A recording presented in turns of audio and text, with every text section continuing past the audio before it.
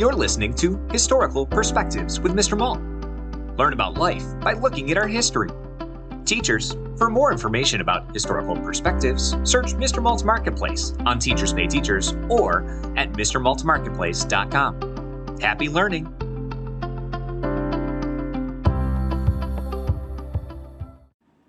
Jack's New Kicks, a story of needs and wants.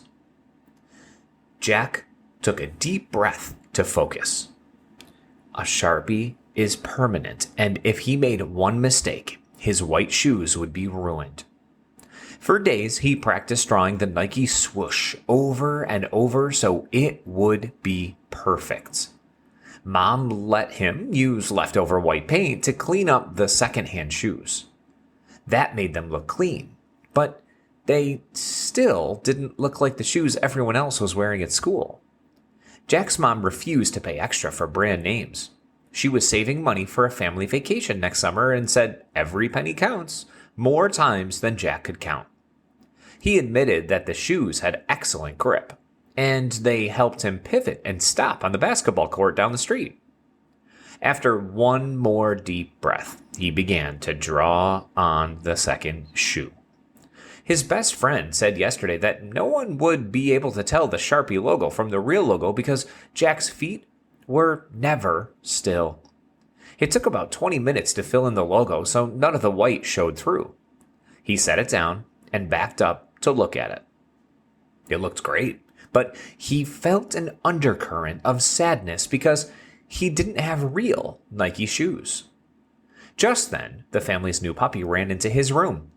Bingo put his front paws onto the low table and sniffed at the shoe. "What do you think, Bingo?" Jack asked. The puppy kept sniffing the shoe.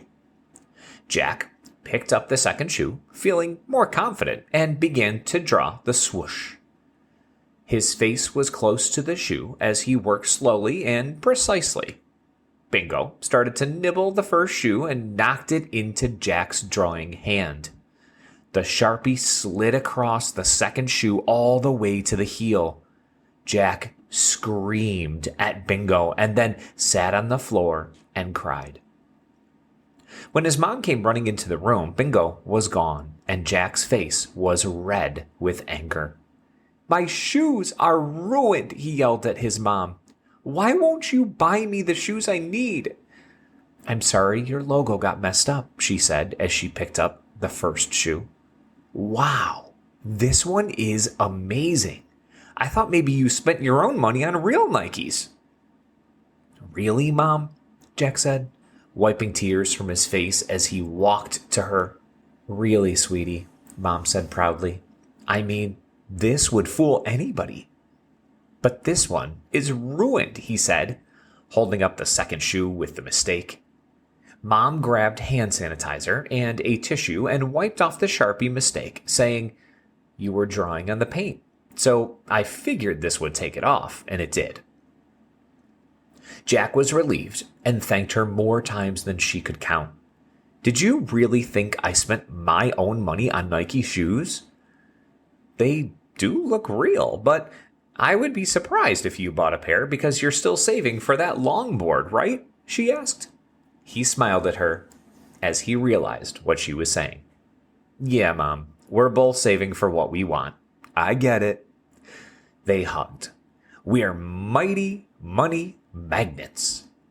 She laughed so hard. "Where did you get that phrase?"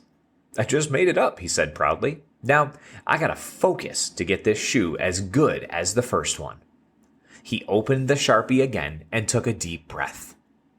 Mom dropped a few quarters into his savings jar on the dresser as she closed the door behind her. "We'll keep Bingo out of here for you," she yelled through the door as she rushed down the stairs to find the puppy.